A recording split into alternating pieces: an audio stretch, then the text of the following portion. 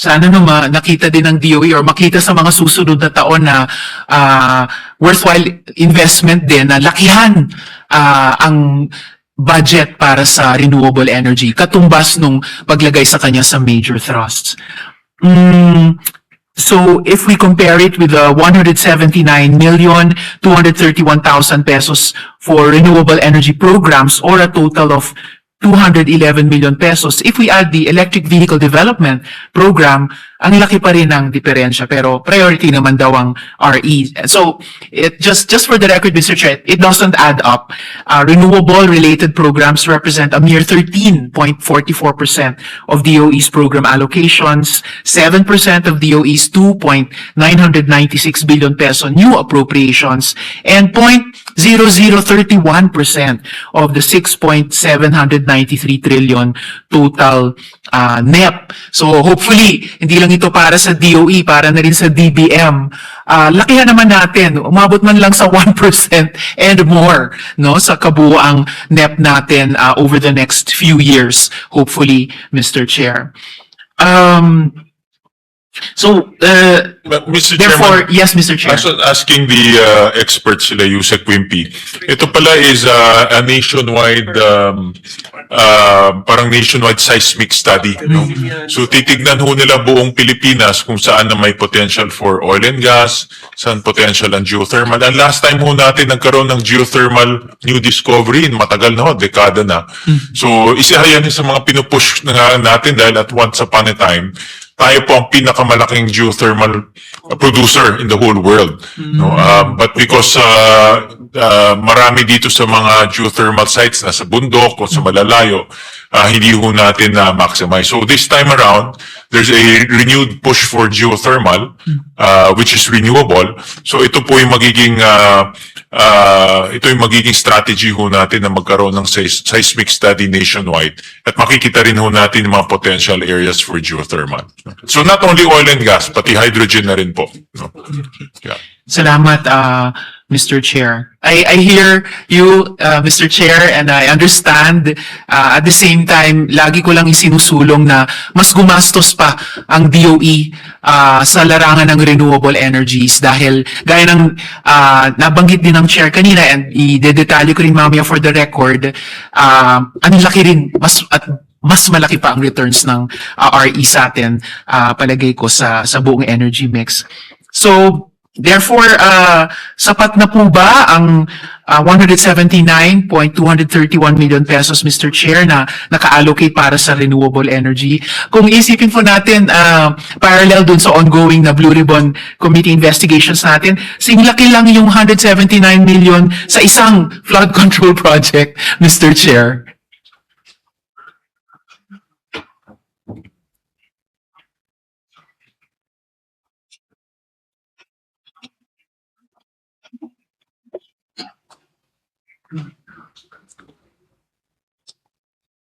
Actually, every year po, on the average, ang linalagay natin sa renewable energy program is about around mga 150 million pesos, Mr. President.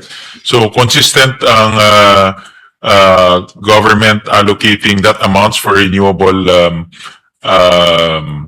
and for the Renewable Energy Development Program. So, dahil consistent ho naglalagay ng pondo, yung mga programs naman nila tuloy-tuloy rin. For example, yung green energy auction, na ito yung mechanism na ginagamit po para maka-attract rin ng private capital to the renewable energy space. In fact, we were hailed as the best destination for renewable energy investment. I think it was last year, no? Yeah, Or this this year alone, 20 gigawatts na auction. So, this year alone lang po for renewable na auction ho natin 20 gigawatts, that's 20,000 megawatts of capacity. So, in other words, yung mga linalagay pong pondo is to continue and ramp up rin yung mga mechanisms natin for renewable energy. Salamat, Mr. Chair. At sa pagbanggit din sa green energy option na itatanong ko rin mamaya sa patapos na. And of course, it goes without saying, where government invests and invests more, mas ma-encourage din yung private sector to go in and to invest more. Kasi nakikita nila na tayo rin, pinaprioritize natin itong larangang ito ng renewable energy. So just for the record, Mr. Chair, the program includes the conduct of energy auction rounds, the review of existing policies for harmonization and enhancements, and prioritizing offshore wind development through the identification of RE zones and marine spatial planning.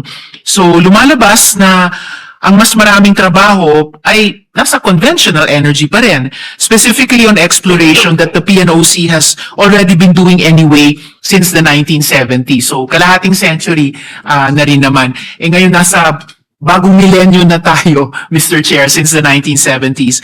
Maybe DOE could lead our government and our country in also taking some kind of a leap sa investments sa renewable energy. So, Mr. President, yes, yung Mr. Chair. one of the biggest leap, saan na yung energy mix kanina? Binalik ko ba sa'yo? Is the introduction of offshore wind. Saan na yun? Binigay ko ba sa yung card? Ayan. So, the introduction po of offshore wind. Hindi, yung kanina, may table. Mas mahaba. Binigay ko ba yun? May PEP. Madam Chair, na nahanap ko yung hawak ko kanina. Yes, Mr. Chair. Ang kaninang binabasa ko. So, by 2040, we'll have offshore wind. So ito po yung isang malaking introduction, and we all know that offshore wind is it's a very complex project. So pat naumpisa na ho by building mga offshore wind ports, by already extending some of our transmission lines kasi malayo ho siya, so kailangan i-connect. So nag-umpisa na rin ho doon. Plus yung mga studies rin na ginagawa ng DOE to promote offshore wind. No? So ito lahat private capital, government will not spend a single centavo except for the ports. No? Except for the ports. I wouldn't mind if government spends more centavos since tinatampok naman natin ang wind plus ang solar doon nga sa pag-ramp up natin hanggang maka 66 gigawatts sa taong 2040, Mr. Chair. Pero salamat po para doon. So, Mr. Chair, the proposed DOE budget tells us that the department is still focused on conventional energy and coal. So, pwede po bang sabihin ngayong araw ano ang pinakamurang source ng generated electricity, Mr. Chair?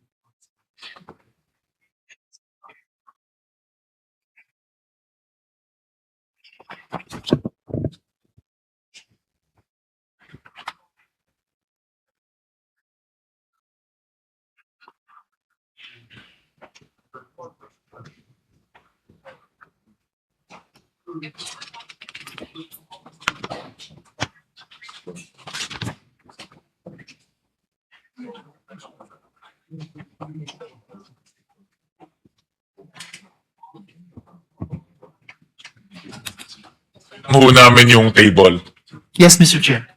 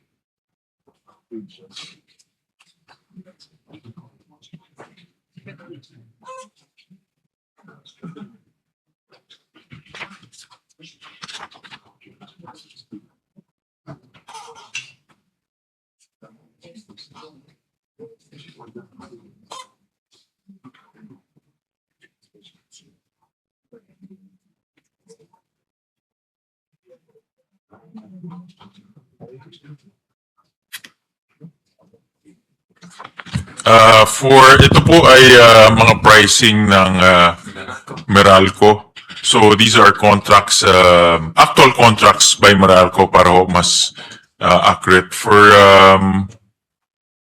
generation.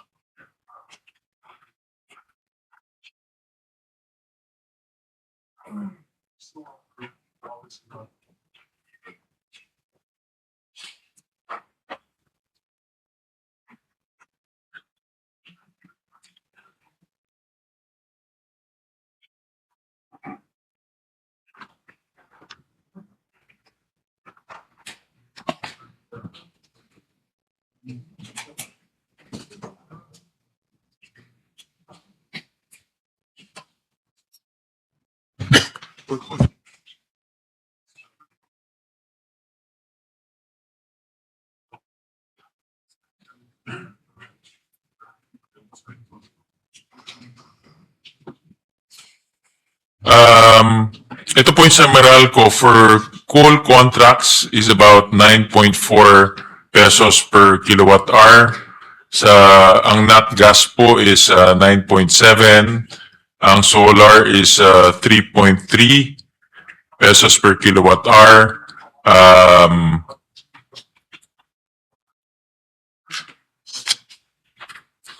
Ang oil is about 14 pesos. Ang geothermal is about 7 pesos po. Salamat, Mr. Chair. So, dito pa lang, kita na natin the point I'd like to make on record. Again, it doesn't compute that DOE is pursuing fossil fuel when kahit sa Bloomberg New Energy Finance, nababasa po natin, solar plus battery and onshore wind plus battery systems are or will soon become the cheapest and or the second cheapest sources of generated electricity today. Yung solar po this year, yung wind by 2028 and 2032, mas maaga pa kesa sa target nating 2040. So, at kita din po natin dito sa list of comparative prices ng Meralco. So, whereas pursuing conventional energy and fossil fuel is a sure way of maintaining high electricity costs, if not raising them altogether. Sa halip na makamit na natin at masimulan na nating makamit yung mas murang kuryente para sa ating mga kababayan mula sa renewable energies, Mr. Chair. Thank you for that, Senator Risa. In fact, itong mga technologies na ito ay over time bumababaho talaga yung presyo. In fact, initially, hindi ho ganito yung presyo, but because of innovation, because of economies of scale, Solving the problem of storage. Yeah, pati na rin mayroon kasing overcapacity in China ng solar panels. Bumababaho yung presyo ng solar plus battery, no? And that's good thing because nagiging competitive na sila versus conventional fuel, including other renewable energy technologies like geothermal, no? So maganda ho yan for consumers because may choice na ngayon consumers na competitive, no? I remember before it wasn't that competitive yet, no? I think that was siguro as far back as 5-6 years, hindi pa ganyan ka-competitive ang solar plus battery. Pero ngayon, competitive na rin siya. which leads me again to my main point. Therefore, dapat we follow the money that way. So just for the record again, Mr. Chair. Skipping now my next one.